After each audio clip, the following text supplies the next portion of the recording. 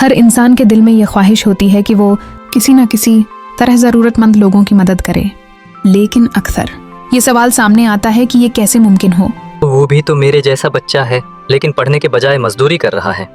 मैं उसके लिए कुछ करना चाहता हूँ, लेकिन मैं तो अभी तालिबे इल्म हूँ, छोटा हूँ और खुद सीखने के मरहले में हूँ। मेरे पास ना आमदन है ना वसाइल। मैं मदद कैसे कर सकता हूँ? वो माँ जी इस उम्र में रोड पर कचरा चुन रही थी। हालांकि उनकी खिदमत करवाने के दिन हैं, वो भी तो मेरी माँ की तरह हैं।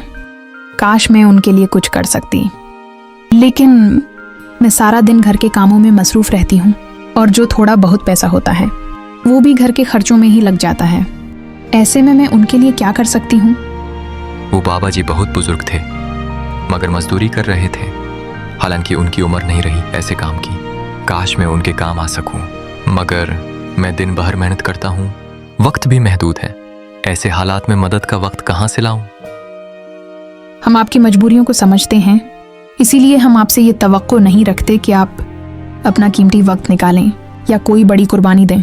मदद का एक ऐसा रास्ता मौजूद है जो हर किसी के लिए आसान और मुमकिन है।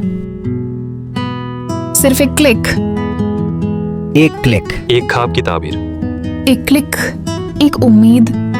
एक क्लिक से आप किसी की जिंदगी बदल सकते हैं।